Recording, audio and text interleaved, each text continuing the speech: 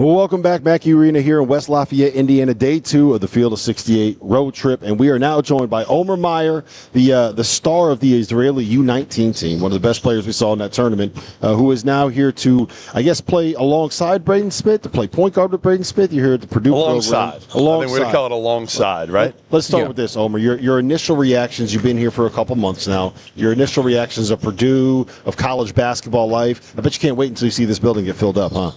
Yeah, so first of all, I heard so many things about this building, so many good things about this building. I'm really excited to be here. I can't wait. I've been getting some messages from friends already, even before I signed. So it's been pretty cool. And yeah, I mean, I've been here for almost 2 months.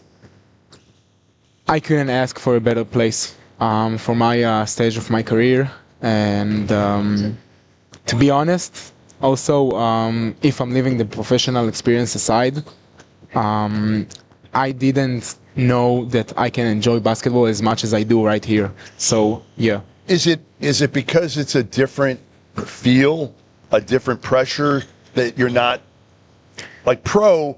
There's a different level of pressure, right, in Israel playing for the pro team. Now, you'll probably feel it later on in the year here, that there's a lot of pressure, too, when this place is packed and, you know, you're favored to maybe win the national title here. But what is the difference in the feel right now? Yeah, so I would say because, of course, I'm Israeli, and I'm used to Israeli media and all that stuff. And now I'm I'm far away. Also time difference and stuff. So I feel like I'm kind of far from all the background noises. Of course, there will be also background noises right here, but I'm not familiar with them. So, so you're able to focus. Cool. You're able to focus a little bit easier here. In a way? I would say, I would say yes. Yeah. That's good. When you are in Israel, right? How much are you aware of college basketball? Do you watch the NCAA tournament? Is that something that even kind of registers with you? Is it more just NBA? How much are you aware of college basketball living over there? So I was aware, especially in the last couple of seasons. It's been hard to actually watch again because of the time difference. But in the NCAA March Madness, me and all my friends basically. We're following the tournament. Don't really watch the games, but following the tournament for sure. Last season, I started watching some games, also because of Europeans playing in the NCAA, and I knew it's gonna be my path. So yeah. So, you know, I don't know if you grew up probably didn't, thinking you were going to play college basketball, right? That was probably not the plan, but I assume NIL kind of changed that a lot, because back home you're making decent money in Israel, but now you're able to come over here where, like, 5 years ago, you're probably not coming over here, are you, if you're not getting paid anything? Because 5 years ago, nobody could make anything here in college. Now you're making more money here than you would have made staying back in Israel, right? I do. Yeah. But if I wouldn't make the same money as I do right now, I would still come here.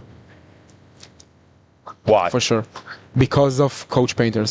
Because of all the coaching stuff, teammates, personal situation in the team, and our team situation that we can do some great stuff this year.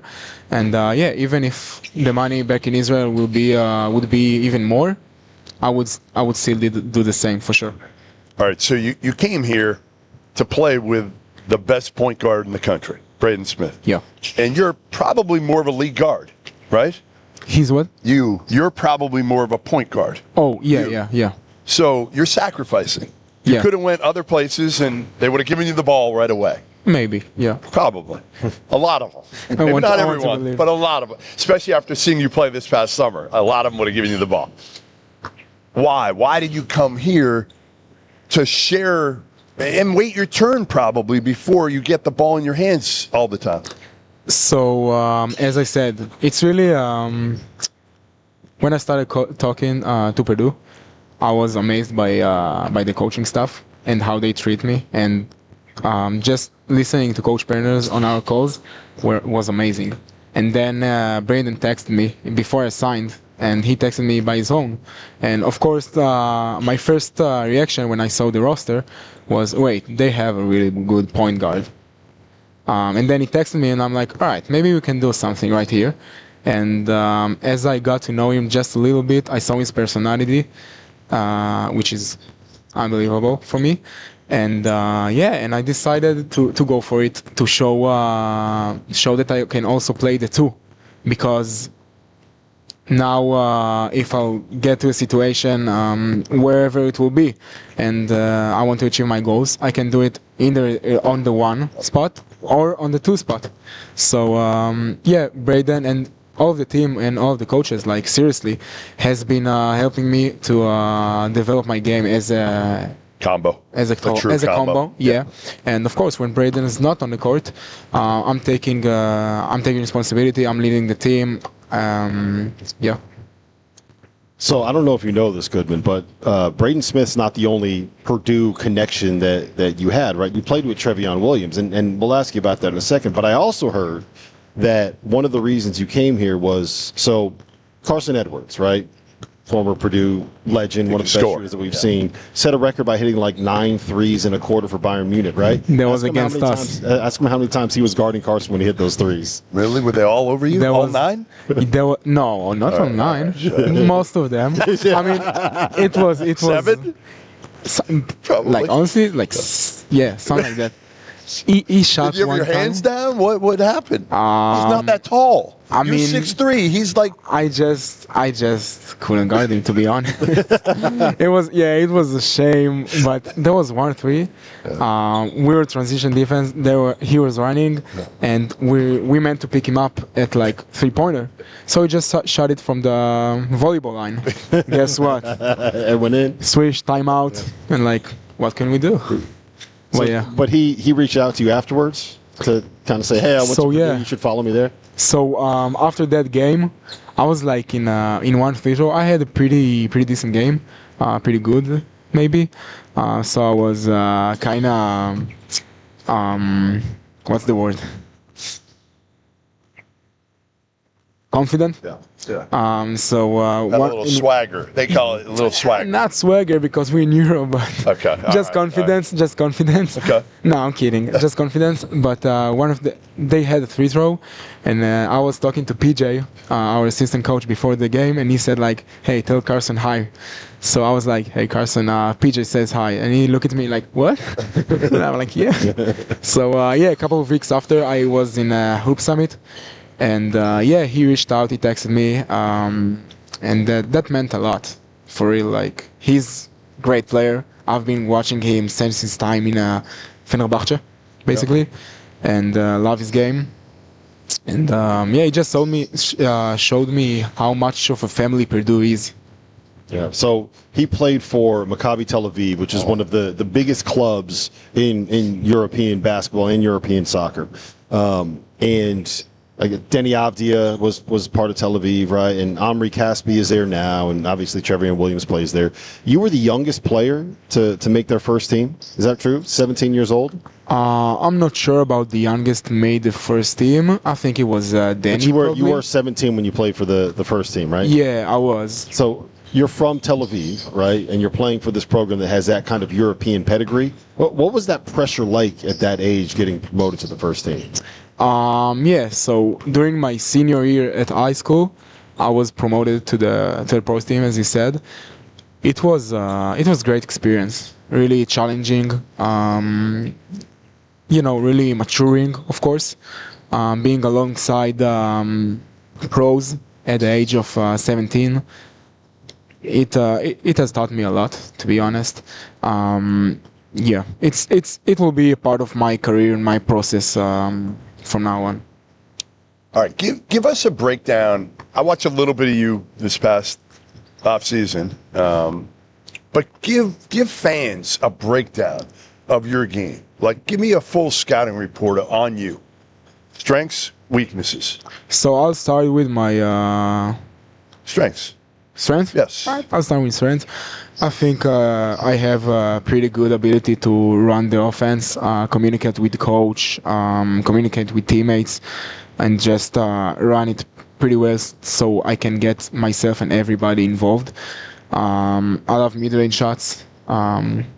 Like other point guard in our team, so I love mid-range shots. I love getting into my areas, using my body to create some separation, bumps, pick and rolls, ball screens, stuff like that. And I'm more comfortable driving left than right, but I'm righty. But I'm working on that too. I would say that my weaknesses And you shoot it pretty well. I shoot it pretty well. Yeah.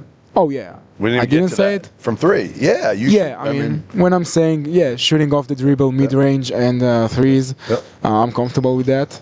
And I would say my weaknesses are that I'm not getting into the paint as much as I want to, or as much as I can with my body and my strength. Also, decision making. I would say my decision making is okay, but I can take few. Is that because are you assessing that with this team now, trying to adapt to this group? That's part of it, but even before I came here, I knew this season is one of my main goals is to develop my decision making. It's good. Yeah. I would say, but I know I can take it few more levels. Who are you like? Who what's the best comparison for your game? Actually that's a funny one because I've been thinking about it for like 2 years and couldn't find anyone that I would say, yeah, I kind of play like him. And to be honest, the first player that I saw that I actually felt like, yeah, I kind of play like him. It's Braden Smith. Like I'm serious. I'm really serious. Yeah, I've been looking for EuroLeague, NBA, and I couldn't find someone which I look at and I say, oh yeah, I play like him. I actually play like him. You're gonna have to grow the beard out though. No, I just shaved this morning. I know I'm coming here. I gotta look fresh. Look good. Yeah. Gotta look good. All right, so you've been here for 3 months now, 4 months. When did you? A little bit less, like almost 2 months. Yeah. 2 months. What is the one thing, the one meal from home right now that you're missing the most? One meal from home. Yeah. That's a good question. I would say 2. Like first of all, my mom's, of course, she makes like a real good ice cream, and she makes it at home, and unbelievable. And actually, I just thought about it. That's like cultural food in Israel. What is it? Like cultural Yeah, like what? falafel. Yeah, falafel. Yeah. Falafel, shawarma, I'm a big potato pancakes guy. potato pancakes. Lakis? No? All right. I don't know. You should try shawarma though. Oh yeah. You know, have you ever heard about I it? used to live in DC, and there was a great shawarma restaurant down there. Oh yeah. Best. Yeah. Hey, last question I have for you, just because, again, with everything going on in Israel right now, what's it like for you being that far away from your family? I don't know if they're still in Tel Aviv. I'm near Tel Aviv, but yeah. Outside of Tel Aviv. What's it like when you're over there, living there with everything going on, and now being this far away from home? So, it's not my place to get into politics, and I don't want to. But Israel is safe. I know it's weird, but just because we're used to that, and but the word flew out of my mind. But I'm sad that this is the reality, but we are used to this, and maybe people not from Israel are not used to this, so it looks scary. But Israel is safe, and it's weird to be here, far away. It's hard, of course, but I would just say that I really hope this complicated situation will be solved as soon as possible, because both sides being harmed. So. Omer Mayer, we appreciate you being here, man. Can't wait to see you play this season. Thanks for joining us. We'll be back. We have